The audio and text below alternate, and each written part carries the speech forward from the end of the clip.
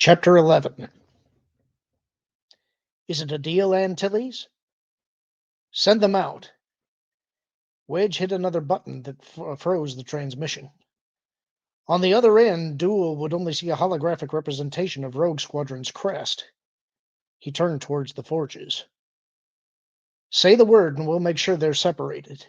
We'll find her a place to stay, away from Thine. Do it! Mida reached out and clutched one of Wedge's hands in her own. Please, don't leave her with him. Kassar's hand settled on his wife's shoulders and drew her back. Mida, we can't do that. She's made her decision. But it is a bad one. Iniri's father slowly shook his head. And so this means we can deny her freedom. Making bad decisions is not a crime, not even under the Empire. But I've seen plenty of people end up headed for Kessel because of making bad decisions. Corin saw the pain in Mida's eyes and saw no small amount of it reflected in her husband's expression. I know Thine. He's as bad as they come. Your daughter's choice will land her in trouble. Kassar straightened up. Only if she acts on it. But she's leaving with him. Kassar shrugged helplessly. She has found something to value in him. Perhaps she can save him from himself. Corin winced. Thine's pretty much a black hole as far as saving is concerned. My whole life has been spent here training people how to live away from Kessel. That is all I can do, though. I cannot make their choices for them. I cannot live their lives for them. Kassar looked down and wiped tears from Mida's face. We gave our daughter, all of our children, all the love and support we could. We trust them. Just as we trusted Lou Jane to go off and join the rebellion, we must trust Iniri. Corin shook his head. I'm not liking this at all, Commander. It doesn't thrill me either, Corin, but it's not our fight and not one we can win. Not right now, anyway. Wedge looked down at his fists, then opened them slowly. Perhaps she'll serve as a brake on him. And when the brake burns out, I expect you to have something arranged to cover that contingency. As ordered, sir. Corin started going through the list of criminals on his datapad. The original list had been drawn from Imperial files and annotated with rankings that determined the value of each individual to the rebellion. Out of thousands of convicts, only 17 had been identified as useful by New Republic officials. Those 17, now reduced to 16 since Duel had eliminated Arab Skyniks from consideration, clearly had been rising stars in the Black Sun organization. While none of them had achieved upper-level status, they had shown the sort of initiative and drive that made it clear, had their careers not been interrupted by arrest and conviction, the best of them would have been on a rough par with Jabba the Hutt in terms of power and influence. Corin remembered his father having complained about the changing nature of organized crime. Once upon a time, Black Sun had been an honorable organization, with its own morality, of course, but with a code that its members lived by. Black Sun had always been ruthless. Dump a load of spice and blaster packers would worry about collecting the cost, or its equivalent, from the smuggler in question. Members who informed on others would be killed in a most grisly manner, and law enforcement officers were legitimate targets for reprisals, but these things were all done on an individual basis. The new breed was willing to use a bomb in a crowded cantina just to get one individual.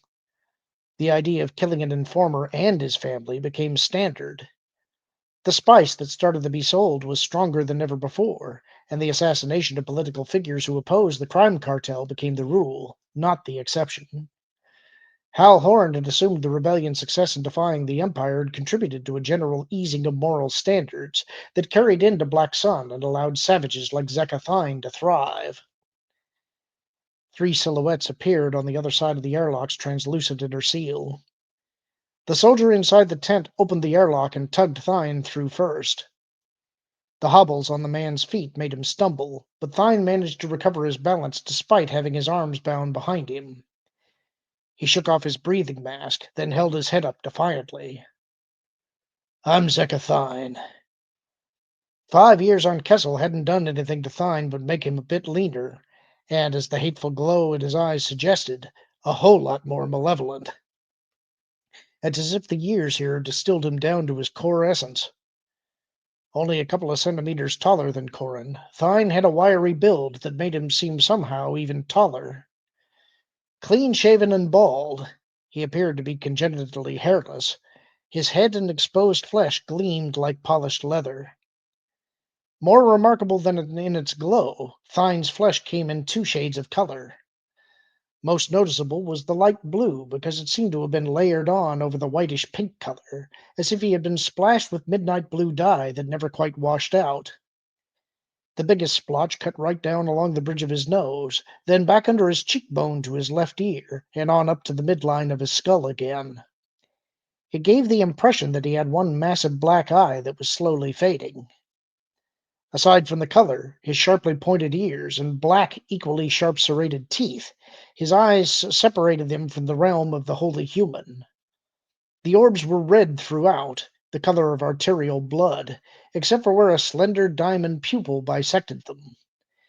Flecks of gold outlined the black diamond, and in the dark would reflect a little light. Those diamonds had betrayed him on Corellia, letting Corin and his father send him on to his Kessel vacation. Wedge raised an eyebrow. Is it truly him? Corin nodded. It's Patches, all right. Horn, here, Thine hissed. Perhaps you never got the message I sent you. What message was that? Your father's dead, isn't he? The venom in the man's voice combined with the surprise of the question to make it feel as if Corin's heart had been slammed back against his spine. He wanted to shout something back at Thine, but first his breath, then words, failed him. Thine had always been full of threats and intimidation, but Corin and his father had refused to acknowledge them. Thine had not been the first criminal to threaten him, nor the last, and not the first to be blamed for my father's death. With a moment of thought, Corin realized that Thine had probably heard of his father's death and decided to claim responsibility just to get at him. Corin thought Thine more than capable of ordering a murder, and Black Sun more than capable of carrying that order out, but Hal Horn had been killed over a year and a half after Thine had arrived on Kessel. Black Sun preferred things a bit more immediate than that, as I recall. Corin's eyes became green slits. I suppose you could have been the one who had my father killed. After all, you threatened us both and left the whole job undone, which means it's in keeping with your usual sloppiness.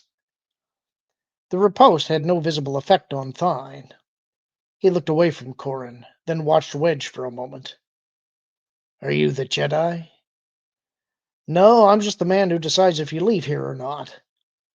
Wedge jerked a thumb towards Corin. That wasn't a good start.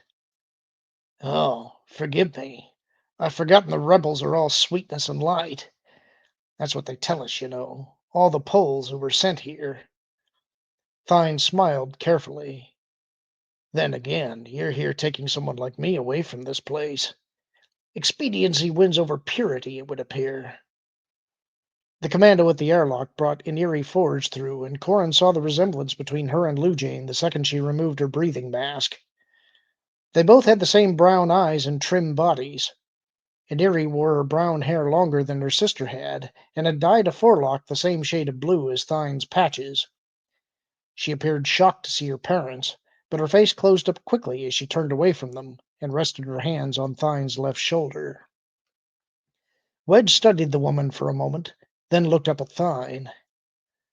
The New Republic has authorized me to give you transport from Kessel to a destination you will learn later. You will be given tasks to perform. If you succeed in performing them to our satisfaction, the New Republic will grant you a conditional pardon for your crimes. Do you understand? But what if I decide to accept your offer, then I just go away? Wedge smiled openly. We'll hunt you down and bring you back here. The galaxy's a big place. You might think that, but it's getting much smaller all the time. Wedge shrugged nonchalantly. The Emperor couldn't hide from us. Don't assume you could. Corin nodded. You weren't that hard to find before, Patches. You won't be again. You don't scare me, Horn. I'm not interested in scaring, just catching Thine. Corin bent down, retrieved Thine's breathing mask, and shoved it onto the man's face.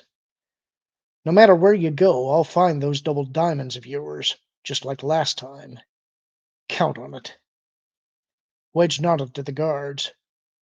Take him outside and prep him for shuttle transport. Aniri started to follow, but a guard stopped her in response to Wedge's hand signal. Miss Forge, I'd like to speak to you alone. Aniri turned slowly and stiffly. We're hardly alone. You're not required to go with Thine. She glared at her parents, then looked at Wedge. I've made my choice to be with him. Leave it alone. It is no one's business but my own. Look, Corin began, holding a hand out towards her. We can protect you from him. Oh, like you protected my sister? Corin's hand dropped back to his side. The same horrible sensation he'd felt when Lou Jane had died rippled through him. He knew the pain in Neri's voice had triggered the memory, but he felt he was also sensing the part of her that had died when she found out about Lou Jane's death. Asked to choose between the memory of Neri's pain, he couldn't have decided which hurt him more, but the inability to redress either frustrated him like nothing else. We did, everything we could to protect Lou Jane.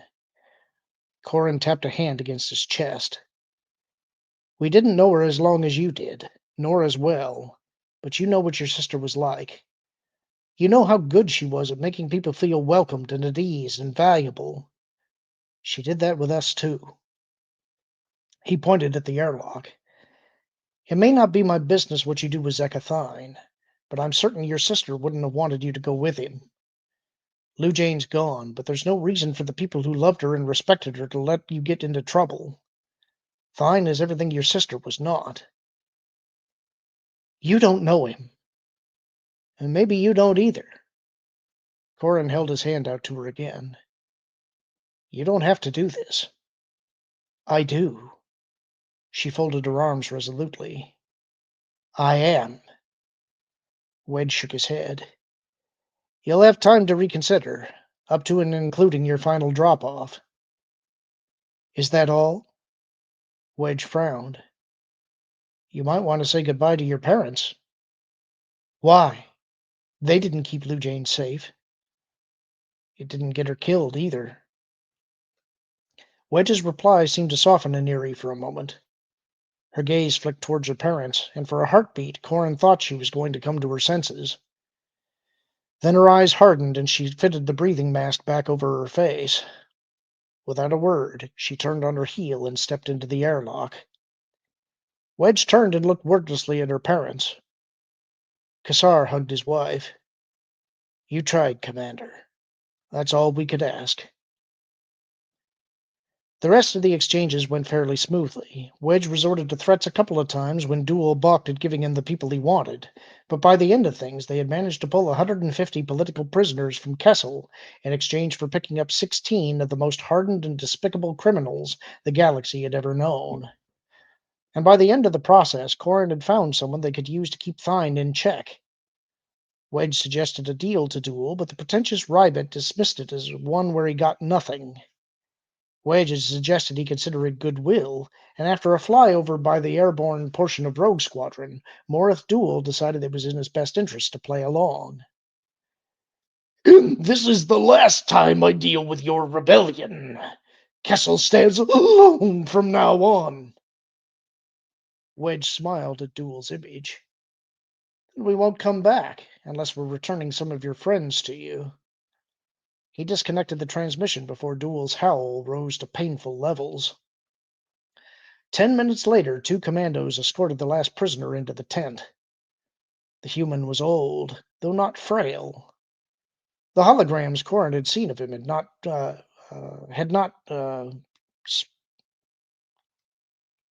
lost my place. Um, the holograms Corin had seen of him had not had flesh quite so loose or sallow, but the dark eyes still sparked with life. While smaller even than Corin, the man exuded a certain power.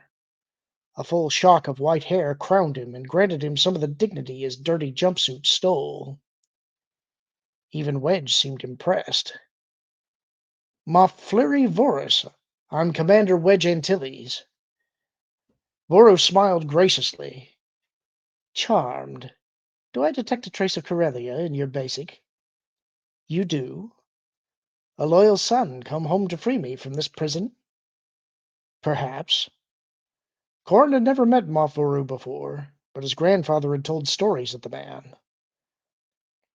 As the administrator in charge of the Corellian sector under the Old Republic, Voru had turned a blind eye to smuggling activities, which made Corellia a center for smuggling, and gave it a reputation that had not changed over the years.